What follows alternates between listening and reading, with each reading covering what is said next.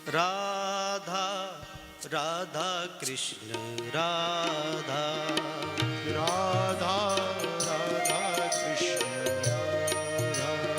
राधा राधा कृष्णाय वासुदेवाय हरये परमात्मने प्रणतः क्लेशनाशाय गोविन्दाय नमो नमः। श्रुतिस्मृतिपुराणामालयं करुणालयं नमामि भगवत्पादं शङ्करं लोकशङ्करम्। विश्वसर्गविसर्गादिनवलक्षणलक्षितं श्रीकृष्णाख्यं परं धामं जगधामि नमामि तत्। भगवान श्री कृष्ण के चरणों में प्रणाम करते हुए आप सभी को जय श्री कृष्ण, जय श्री राधे। श्री विष्णु सहस्त्रनाम शांकर भाष्य में आप सभी का स्वागत, अभिनंदन, वंदन, नमन। बंधुओं, पिछले भाग में विष्णु सहस्त्रनाम के फलश्रुति पर चर्चा की गई और फलश्रुति पर चर्चा चल रही है। फलश्रुति में 22 श्लोक हैं और उन्हीं श्लोकों को कर्म से लिया जा रहा है, जिसमें पिछले भाग में 5 श्लोकों पर चर्चा की गई, जिसका अंतिम श्लोक है रोगार्तो मुच्येत रोगात् बंधो मुच्येत बंधनात्।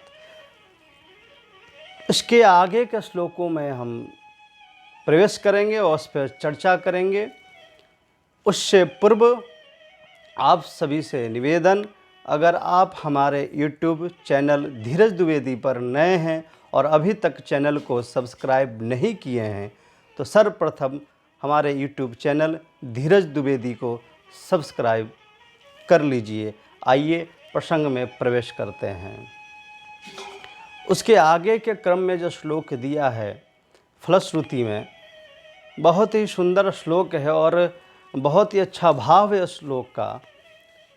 दुर्गाण्यतीतरत्याशु पुरुषः पुरुषोत्तमं स्तुवन् नाम सहस्रेण नित्यं भक्ति समन्वितः।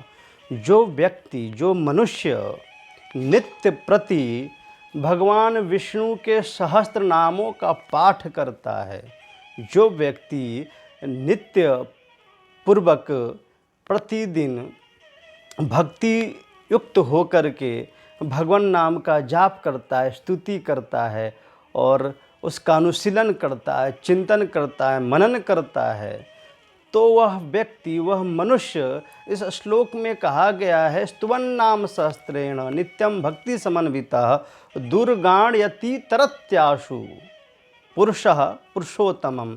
वह व्यक्ति, वह मनुष्य सभी दुखों से पार हो जाता है, सभी दुखों से पार हो जाता है। सभी दुख यानी मन के जितने भी दुख हैं, इस मन के जितने भी दुख हैं, वो सभी दुखों से पार हो जाता है। अगर व्यक्ति डिप्रेशन में है तो डिप्रेशन से मुक्त हो जाता है। व्यक्ति अवसाद में है तो व्यक्ति अवसाद से मुक्त हो जाता है। मन के जितने भी नाना प्रकार के दुख हैं जो मन से जुड़े हुए हैं, वो सभी दुखों से पार हो जाता है। कौन? जो व्यक्ति नित्य पूर्वक भगवान विष्णु के सहस्त्र नामों का जो पाठ करता है, कीर्तन करता है, जो अहर्निश जाप करता है, उसके मन में भगवान के नाम अहर्निश चलते रहते हैं, उसके श्वासों में नाम बस जाता है, वह व्यक्ति सभी दुखों से पार हो जाता है। बंधुओं, विष्णु सहस्त्र नाम का बहुत लाभ है, बहुत ही लाभ है। विष्णु सहस्त्र नाम का पाठ करने वाला व्यक्ति को जीवन में कभी कष्ट नहीं आता, वो सभी दुखों से पार हो जाता है। ये कोई अनर्गल बात नहीं है। आप ऐसे समझें कि एक साधारण व्यक्ति का अगर नाम लेते हैं, आपके घर में अगर कोई काम करने वाले हैं या आपके घर में कोई भी सदस्य है, अगर उसका कोई जो भी नाम है, चिंटू, पिंटू आदि आदि जो भी आप नाम लें, जैसा भी आप नाम पुकारें, जो भी पुकारते हैं, तो आप नाम उसका लेते हैं। समझिएगा, अगर उस व्यक्ति का अगर आप नाम लेते हैं, क्या वो व्यक्ति सुनता है? अवश्य सुनता होगा। जब आप नाम लेते हैं तो व्यक्ति सुनता है और आपके पास आ जाता है। जब आप कहते हैं चिंटू एक गिलास पानी ले आओ, तो चिंटू दौड़ता हुआ पानी लेकर आ जाता है। अगर आपका पुत्र सोया हुआ हो, अगर आपने पुत्र का नाम लिया, तो सोया हुआ पुत्र आपके नाम लेने से जाग जाता है। कौन? जो आपका पुत्र सोया हुआ हो। और जानबूझकर सो रहा हो तो वह न जगे, वो अलग बात है, लेकिन अगर नींद में है, सोया हुआ है, तो अगर आप नाम लेते हैं तो व्यक्ति जाग जाता है, वो आपका पुत्र जाग जाता है। तब एक जब साधारण व्यक्ति का अगर आप नाम लेते हैं तो आपके नामों को सुन लेता है, समझ लेता है और आपके काम को भी कर देता है, और आपके समीप भी आ जाता है।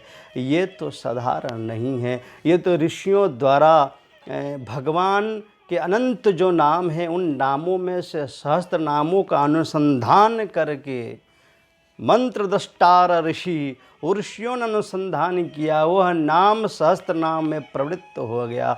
उन सहस्त्र नामों का अगर आप उच्चारण करते हैं, क्या भगवान नहीं सुनेंगे? ये साधारण सा व्यक्ति आपके नाम लेते हो, साधारण से व्यक्ति को भी नाम से पुकारते हो, तो वो व्यक्ति दौड़ा चला आता है। तो क्या उस ब्रह्म के, उस भगवान नारायण के, भगवान विष्णु के जो अनंत नाम हैं, उन जो अनंत नामों में से जो सहस्त्र नाम ऋषियों ने निकाले हैं, अगर उन नामों को आप उच्चारण करते हैं तो क्या भगवान नहीं आते हैं? भगवान जरूर आएंगे। आप पुकार तो दो, आप आवाज़ तो दो, आपके हृदय से आवाज़ तो निकले उस भगवान के प्रति। अगर आपकी नीयत अच्छी हो, अगर आप बड़े ही भाव से भगवान का नाम लेते हैं, तो भगवान अति प्रसन्न होते हैं। बाबा तुलसीदास जी तो यहाँ तक कहते हैं, या भाव से हो या कुभाव से हो, जैसा भी हो, अगर आप नाम लेते हैं तो आपके जीवन मंगलमय हो जाता है। भाव कुभाव अनख आलसहूँ, नाम जपत मंगल दिशि दशहूँ। जो व्यक्ति भाव से ले या कुभाव से ले, जैसा भी नाम लेता है, चाहे दुराचारी हो, पापाचारी हो या कुकर्मी हो, या पुण्य आत्मा हो, महात्मा हो, संत हो, अगर कोई भी भगवान के नाम लेता है तो भगवान अति प्रसन्न होते हैं, भगवान आप पर कृपा करते हैं। जैसे अग्नि को अंधा व्यक्ति भी स्पर्श करे तो अग्नि उसको भी जला देती है, और नेत्रवान व्यक्ति भी अग्नि को स्पर्श करे तो उसको भी अग्नि जला देती है। उसी प्रकार से अगर आप जानते हैं या नहीं जानते हैं, उसके बाद भी भगवान के नाम लेते हैं, तो भगवान के नाम लेने मात्र से भगवान प्रसन्न हो जाते हैं। कहते हैं कोई तो है जो मुझे पुकार रहा है। इतनी बड़ी जनसंख्या इस सृष्टि की, विश्व में शायद 6 अरब से अधिक की जनसंख्या है। इन 6 अरब की जनसंख्या में अगर आप नाम पुकारते हैं तो भगवान भी सोचते हैं इतनी बड़े मनुष्य योनियों में की जो जनसंख्या है, और उन योनियों में से भी उन 6 अरब से अधिक संख्या वाले मनुष्य योनि में से भी यह व्यक्ति मेरा नाम ले रहा है, मुझे पुकार रहा है, तो भगवान प्रसन्न हो जाते हैं, अति प्रसन्न होते हैं। कम से कम आप पुकार तो रहे हैं, आवाज़ तो दे रहे हैं। आवाज़ देना ज़रूरी है, भगवान का नाम लेना ज़रूरी है। भगवान का नाम ना छूटे, सब छूट जाए लेकिन भगवान का नाम ना छूटे, यही तो धन है। और ये धन अगर आपने ले लिया तो और कोई धन की आवश्यकता नहीं है। मीराबाई कहती हैं, पायो जी मैंने राम रतन धन पायो। ये धन ऐसा है, न कोई इसे लूट सकता है, न कोई इसको नष्ट कर सकता है। यह तो धन दिन पर दिन बढ़ता ही है, बढ़ता ही है, बढ़ता ही है। आपका प्रेम बढ़ता ही है, और प्रेम तो अनिर्वचनीय है, और प्रेम ही ब्रह्म है। तो जब आप भाव से, कुभाव से जैसा भी नाम लेते हैं तो भगवान बड़े ही प्रसन्न होते हैं। और वह व्यक्ति जो भगवान के नित्य विष्णु सहस्त्र नाम का पाठ करता है तो वो सभी दुखों से पार हो जाता है। स्तुवन नाम सहस्त्रेण नित्यम भक्ति समन्वितः। बंधुओं, मैं तो यह कहना चाहूँगा कि नित्य प्रति विष्णु सहस्त्र नाम का पाठ जरूर करें, जरूर करें पाठ। अगर आप नित्य प्रति विष्णु सहस्त्र नाम का पाठ नहीं कर पाते तो कम से कम महीने में, मास में 2 एकादशी आती है। हर 15 दिन पे एक एकादशी आती है, तो मास में 2 एकादशी हो गई।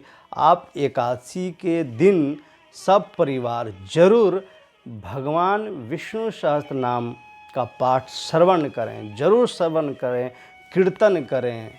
कम से कम एकादशी के दिन भगवान नाम का कीर्तन होना चाहिए। वह जिस घर में यह होता है वह घर स्वर्ग हो जाता है।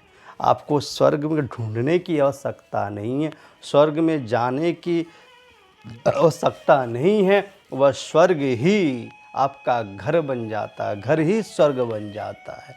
जिस घर में भगवान के नामों का कीर्तन होता है, भगवान के स्तोत्रों का पाठ होता है, विष्णु सहस्त्र नाम का पाठ होता है, वह घर स्वर्ग हो जाता है। आगे के श्लोक में कहते हैं, वासुदेवाश्रयो मर्त्यो वासुदेव परायण सर्व पाप विशुद्ध आत्मा यातो ब्रह्म सनातनम। वासुदेवाश्रयो मर्त्यो वासुदेव परायण सर्व पाप विशुद्ध आत्मा याति ब्रह्म सनातनम। आगे का श्लोक में कहते हैं कि वासुदेव के आश्रय में जो पुरुष रहता है, जो वासुदेव परायण है, जो कृष्ण परायण है, जो अपने इष्ट के जो परायण हैं, जो अपने भगवान का नाम लेते हैं, वासुदेव आश्रयो मृत्यो वासुदेव परायण सर्व पाप विशुद्ध आत्मा याति ब्रह्म सनातनम। वह व्यक्ति जो भगवान के आश्रम में रहता है, वह व्यक्ति सर्व पाप विशुद्ध आत्मा, सभी पापों से शुद्ध हो जाता, सभी पापों से उसका हृदय, उसका चित्त शुद्ध होता है, विशुद्ध हो जाता, अच्छी प्रकार विशुद्ध, अच्छी प्रकार से शुद्ध हो जाता है। सर्व पाप विशुद्ध आत्मा याति ब्रह्म सनातनम। जब सब पापों से विशुद्ध हो जाता है, उसका चित्त शुद्ध हो जाता है, तो वह व्यक्ति याति ब्रह्म सनातनम, वह व्यक्ति सनातन ब्रह्म को प्राप्त कर लेता है, सनातन ब्रह्म को जान लेता है।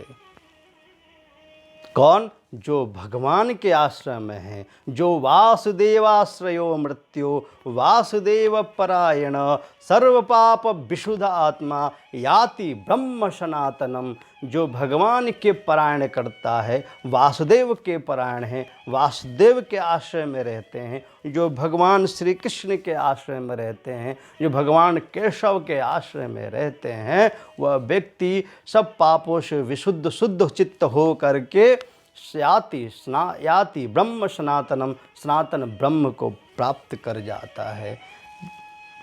सनातन ब्रह्म आखिर क्या होता है, ब्रह्म कहते किसे हैं? तो ये बहुत ही विस्तृत व्याख्या है ब्रह्म की, और आगे के क्रम में ब्रह्म की भी चर्चा होगी। आखिर उन्हीं आगे के प्रसंगों में इस ब्रह्म पे हम चर्चा करेंगे। अब अभी आप इतना समझें कि जब व्यक्ति भगवान के नाम का आश्रय लेता, भगवान का अहरनिश जाप करता, वासुदेव का आश्रय लेता है, वासुदेव परायण है, वह व्यक्ति सब पापों से मुक्त हो जाता, शुद्ध चित्त हो जाता है और अंतिम में सनातन ब्रह्म को प्राप्त करता है, अर्थात वो मुक्त हो जाता है। मैं आपको यह बता देना अति आवश्यक समझता हूँ।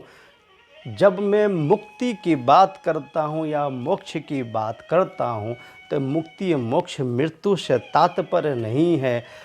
ये अद्वैत वेदांत जो ज्ञान है, अद्वैत वेदांत जो है आपको जीते जी मुक्त करता है।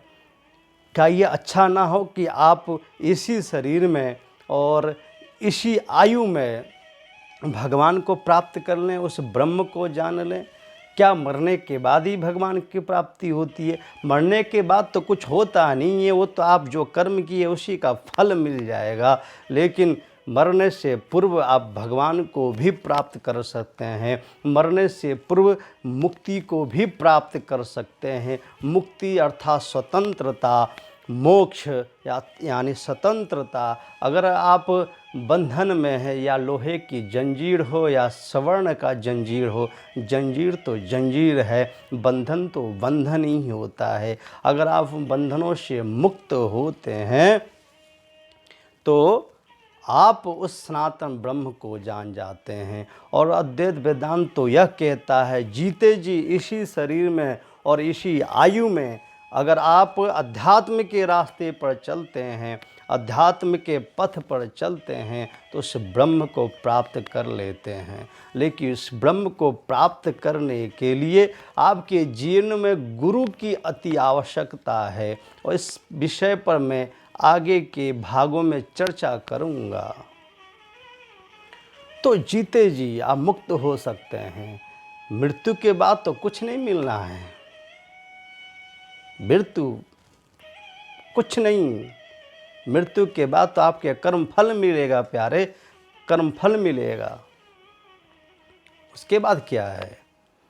आप मृत्यु से पूर्व इसी आयु में वेदांत का ज्ञान का उस भगवान शंकराचार्य कहते हैं, आदि गुरु भगवान शंकराचार्य कहते हैं कि मुक्ति सिर्फ और सिर्फ ज्ञान से ही हो सकती है, बिना ज्ञान के मुक्ति नहीं हो सकती। उस ज्ञान से मुक्ति प्राप्त करने में भक्ति आपकी सहायक हो सकती है। इसलिए भक्ति को पकड़ के उस ज्ञान के जो फल है, जो ज्ञान की यात्रा है, उस यात्रा के तरफ हमें बढ़ना है, अग्रसर होना है। और उस यात्रा में आपके लिए भक्ति सहायक हो सकती है, क्योंकि मुक्ति तो सिर्फ ज्ञान से ही होती है। अगर ज्ञान नहीं हुआ तो मुक्ति भी नहीं हो सकती। तो जीते जी इसी आयु में आप मुक्ति को प्राप्त कर सकते हैं। तो इस श्लोक में कहते हैं वासुदेवाश्रयो मृत्यो वासुदेव परायण सर्व पाप विशुद्ध आत्मा याति ब्रह्म सनातनम। जो व्यक्ति भगवान के आश्रय लेता है, वासुदेव परायण है, वह व्यक्ति सर्व पापों से विशुद्ध होकर शुद्ध होकर के सनातन ब्रह्म को प्राप्त करता है। आगे के श्लोक में कहते हैं न वासुदेव भक्तानाम अशुभम विद्यते क्वचित जन्म मृत्यु जरा व्याधि नैयोपजायते। न वासुदेव भक्तानाम अशुभम विद्यते क्वचित जन्म मृत्यु जरा व्याधि भयम नैयोपजायते।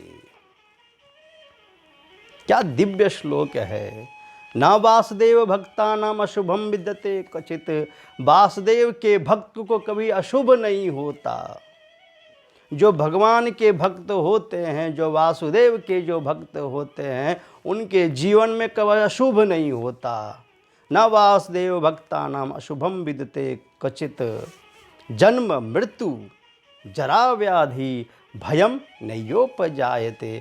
जो भगवान वासुदेव के भक्त हैं उनके जीवन में कभी अशुभता नहीं होती और जन्म मृत्यु जरा व्याधि भयम नैयोपजायते। जन्म मृत्यु जरा जन्म मृत्यु जरा अर्थात वृद्धावस्था, व्याधि अर्थात शारीरिक रोग, इन सब से वो भय मुक्त हो जाता है, वो डरता नहीं है।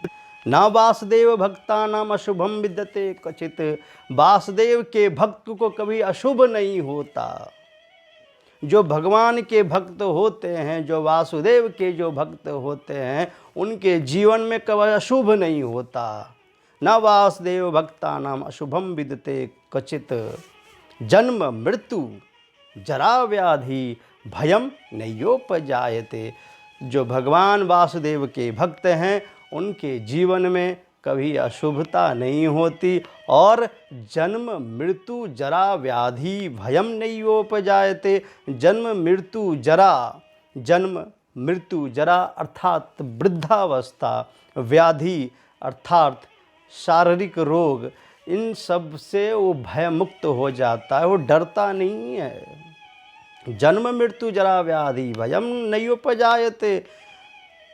मृत्यु सामने खड़ी हो फिर भी वह भय मुक्त होता है। जन्म मृत्यु जरा व्याधि भयम नैवोपजायते। जो भगवान के भक्त होते हैं, वह भगवान के भक्त जो वासुदेव के भक्त होते हैं, उनके जीवन में कभी अशुभ नहीं होता, और वह जन्म मृत्यु जरा व्याधि से भय से मुक्त हो जाते हैं। वो न मृत्यु से डरते हैं, न किसी रोग से डरते हैं। वो मृत्यु को भी हंसते हुए स्वीकार करते हैं। हमारे सनातन परंपरा में मृत्यु को भी देव माना है। हम सब तो मृत्यु को भी प्रणाम करते हैं। आपने सुना होगा नचिकेता के प्रसंग में, वो नचिकेता मृत्यु से बात करता है, यमराज से बात करता है। तो वो आगे कभी प्रसंगों में इसको मैं सुनाऊंगा नचिकेता का। तो कहते हैं ना वासुदेव भक्ता नाम अशुभम विद्यते क्वचित, वासुदेव के भक्त को कभी अशुभ नहीं होता, और जन्म मृत्यु जरा व्याधि के भय से मुक्त हो जाता है, और रोग को भी सहर्ष स्वीकार करता है, भगवान के प्रसाद मानकर स्वीकार करता है। अरे तूने सुख दिया, उसको भी मैंने स्वीकार किया है, तू अगर दुख देगा क्या उसको हम स्वीकार नहीं करेंगे? तेरा ही तो अनुग्रह ही है। अगर रोग भी दे रहा है तो तेरा ही अनुग्रह है, और तेरे इस अनुग्रह को हम स्वीकार करते हैं। कहते भी हैं ना कि तेरे फूलों से भी प्यार, तेरे कांटों से भी प्यार, तेरे फूलों से भी प्यार, तेरे कांटों से भी प्यार। तू जो देना चाहे दे दे मुझे मेरे सरकार, तेरे फूलों से भी प्यार, तेरे कांटों से भी प्यार। अरे जब तेरे फूलों से भी प्यार है तो उस कांटों से भी प्यार है। जब सुख से हम प्यार करते हैं तो दुखों को भी हम प्यार करते हैं। ये भगवान का अनुग्रह है। तो भगवान के भक्त इन सब दुखों से डरते नहीं हैं, वो भयमुक्त होते हैं। जन्म मृत्यु जरा व्याधि भयम नैवोपजायते। और जो आगे की पंक्ति है, ना वासुदेव भक्ता नाम अशुभम विद्यते क्वचित, वासुदेव के भक्त को कभी अशुभ नहीं होता। इस पर एक कथा मुझे याद आ रही है, मैं यहाँ पर सुनाना मैं जायज़ समझता हूँ। महाभारत का प्रसंग है। पितामह भीष्म महाभारत के युद्ध में पितामह भीष्म खड़े हैं, सेनापति हैं कौरवों के, और उस युद्ध में दुर्योधन पास में आता है और पितामह भीष्म से कहता है कि पितामह भीष्म, आपके बाणों से लग रहा है कि किसी भी पांडवों का वध नहीं होगा।